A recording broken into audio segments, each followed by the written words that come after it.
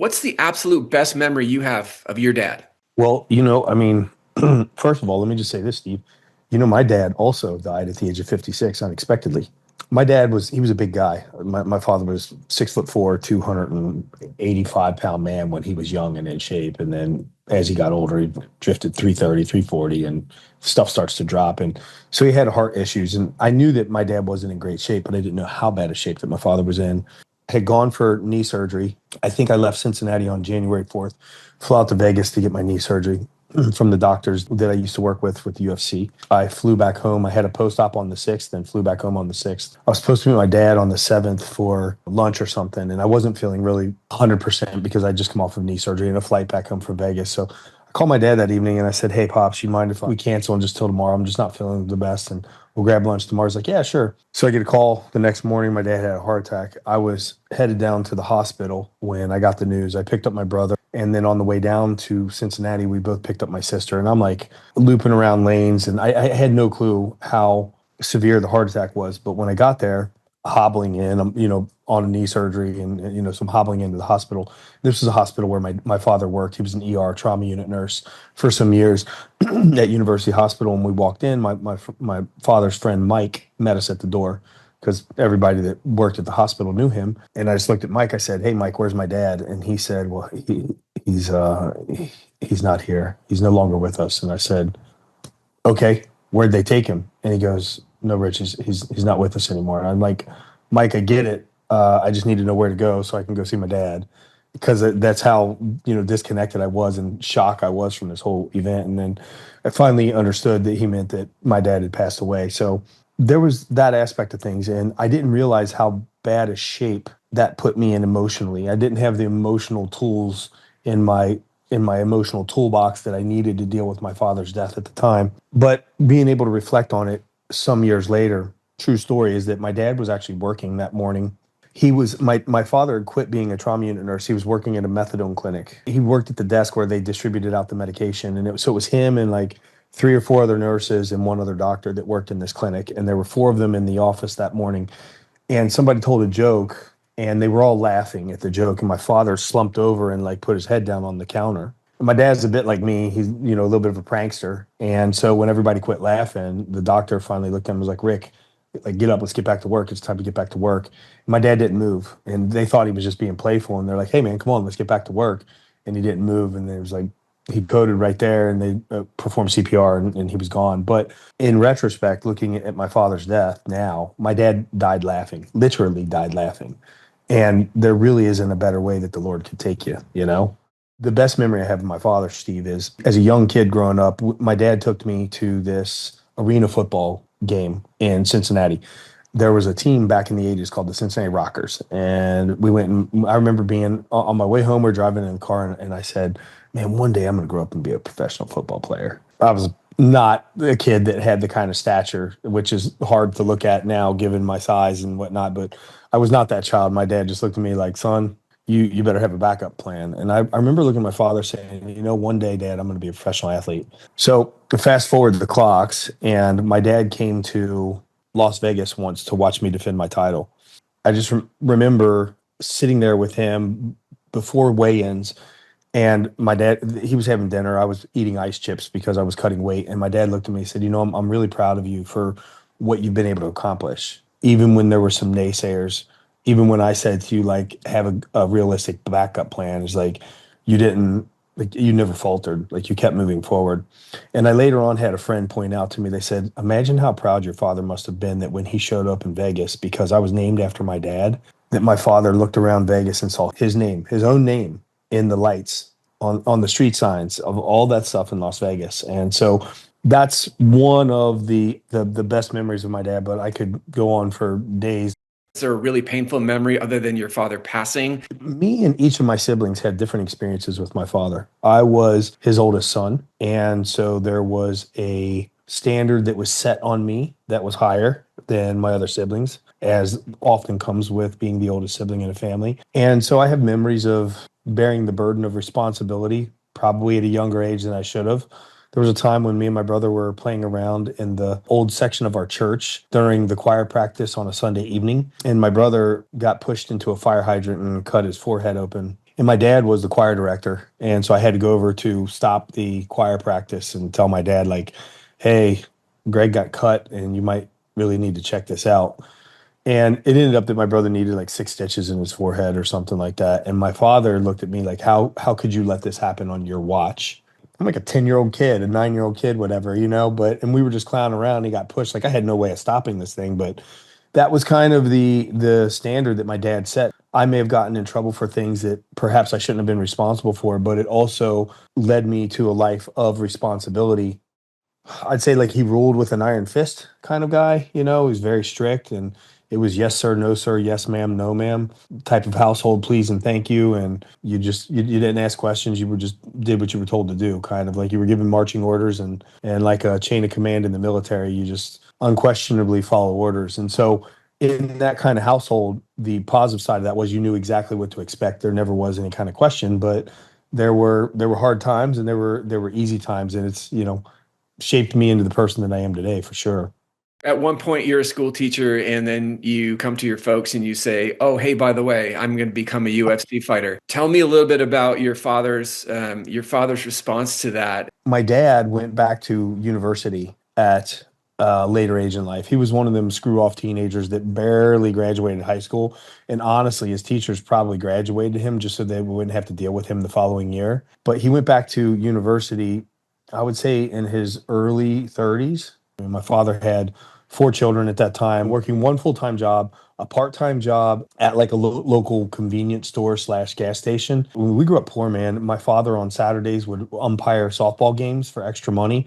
Anytime we would go to the softball fields by our house, my brother and I would walk the railroad tracks next to the road on the way to the softball fields and pick up aluminum cans. And then we would scour the softball fields for aluminum cans, and we would take that back to the refineries for, the refunds that you would get for the aluminum. Life was really, really quite difficult for him, now bearing the burden of not only being a father but and a provider for the household, but also going back to school as well. So my dad was this example of what hard work really was and dedicating yourself to something. So he and I ended up graduating university the same year, basically. I went to University of Cincinnati. He was a UC graduate as well. And he was so proud of me. I didn't want to go to my university to get the diploma, the graduation ceremony. I didn't want to go. And my father basically made me go. He pretty much threatened my life. It's like, if you don't go, it's either go or death is essentially my choices. I have one picture that I have of my dad, and I'll never forget. He like standing next to me, has his arm around me, and he's got like a denim button-up shirt on, full Canadian tuxedo, brother, with a Beatles Ticket to Ride tie. And he's got his arm around me, just like with the biggest smile on his face because I had my diploma. So that was the pinnacle of success for my father. And I decided to be a teacher. My dad wanted me to take the MCATs and go into medicine because he was studying to be a nurse. And he's like, "Look, you're the smartest kid. Like you could actually be a doctor." And I just didn't want to be a doctor. I wanted to work 9 months out of the year. I'm lazy, right? Which is odd given what I've accomplished in life. But it's a true statement when you think about it. I've always tried to figure out how I can work the least amount of time, and fighting seemed to be the way to do that because I didn't actually ever have to work a job. I was teaching after I got my degrees. I started teaching, and I was at the beginning of my fourth year of teaching. And you have to rewind the clock back to what the world of MMA was like in 2002 when I told my dad this, because the thought of creating enough income to manage household bills was just not that, it wasn't even on the radar. And so I told my dad no too. I said, I'm going to quit my job and I'm going to become a professional MMA fighter. Like I'm going to go fight in the UFC. He looked at me, and with this look of like, I think my father wanted to punch me. And had I told him that I wanted to do ballet or any other wild dream that I would have had, he probably would have punched me. But given the skill set that I had, he looked like he wanted to punch me, and he second thought the decision at the time. And I could see this disappointment in his eyes, which is what makes the other story that I told you about one of my favorite moments when my dad told me how proud he was, because it circles back to that moment in my life. In his mind, I was just throwing away my career, my education. In my mind, I was like, well, I'll go do this. And even if it doesn't pan out, I had my degrees. I had finished my master's degree. I was set. And I had degrees in mathematics. So I could go back. Like finding a job teaching math is easy. Every district needs math teachers.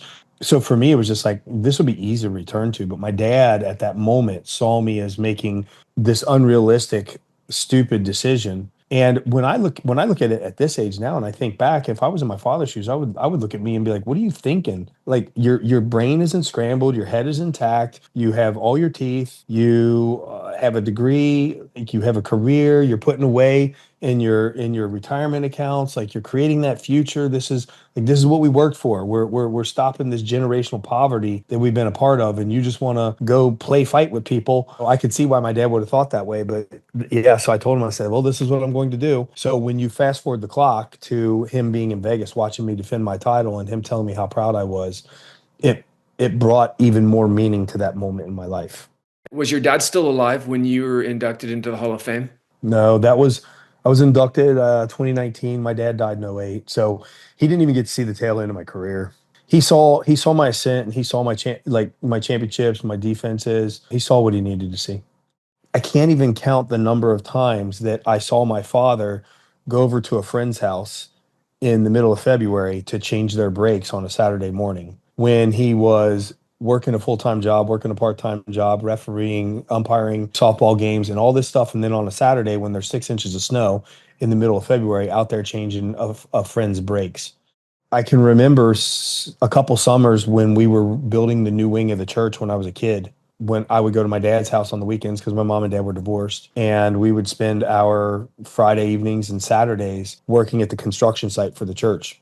I sit and think about my life on a Saturday. I want to be able to sit around and enjoy my Saturday watching nature in my backyard or whatever. I don't want to be pouring tar on a pavement on a hot July day for the church, right? And so there were these selfless acts from my father that I learned things that are important in life, even when you're busy. I think I learned that indirectly, not that my father sat me down and never said to me like, "Hey, let me teach you this lesson."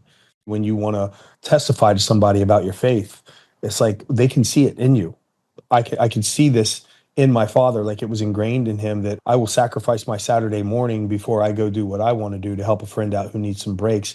People will see your Christian testimony just by your life being an example. As Jesus said, "For you will know them by their fruits," right?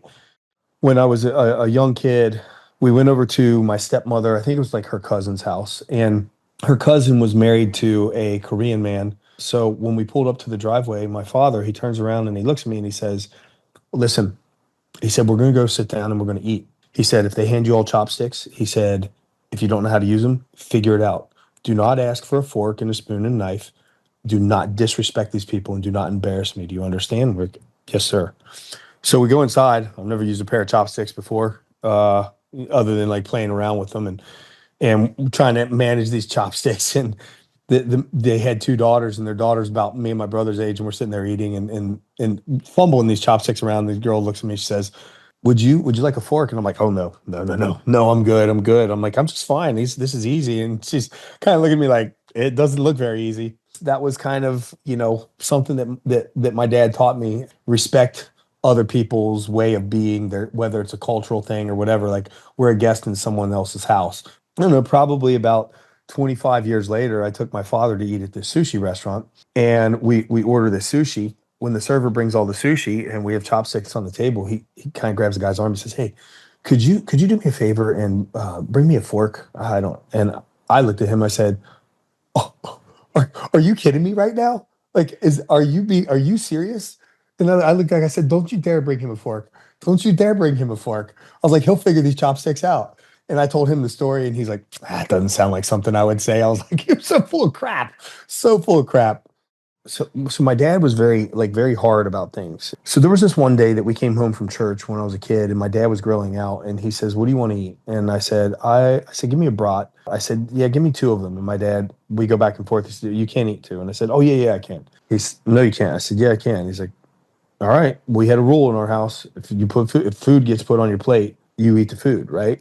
We sat down for lunch, and whatever else we had with the brat he's grilling out, if we had like some baked beans and potato salad and whatever else came with it, and I ate that first brat, and by the time I was done eating everything, I had that second one on my plate, and I was like, "I'm in trouble," and I knew it. And my father looked at me, and he knew, like, and he said, "You're not getting up from the table till you eat that thing." I sat and ate that brat until I vomited straight up. And so there was a lesson there. Like, the lesson was like, we don't waste food in the house. We don't take things in excess. This is how people that struggle financially, they live, right? And this applies to across the board in my life. I don't like having things I don't need. I don't like that. I don't. It's like, oh, that corner doesn't have a piece of furniture in it. I'm like, well, I'm not going to put a piece of furniture there because I don't need it. I'm not going to sit on that furniture. I'm not going to eat off the table that I put there. Like, I got everything I need. So if you were to come to my house, like, my house is very, very minimalistic. For every time my father was hard, and he was probably hard like that 90% of the time, there was one time out of 10, like something like this would happen. We went to this McDonald's one time, and McDonald's had come out, first time they'd come out with the McRib sandwich. And boy, did I want to eat cowboy food. And my dad was like, "You don't want cowboy food?" I was like, "Yeah, yeah, yeah, Dad. I want to eat the cow." He's like, "You're not gonna like it." So we go back and forth. Eventually, he lets me order the McRib. My dad ordered the Big Mac, and we were sitting there, and I took my first bite into that sandwich, and it was awful. Like, it was terrible. And he looked at me right away. And the reason why my dad ordered the Big Mac, because he knew that it was my favorite sandwich, and he traded me, which was rare for my father, because my father was the kind of guy that's like, well, you ordered it, so now live with your choices. So there were these moments of softness that were there, I guess, at least frequent enough that balanced things out.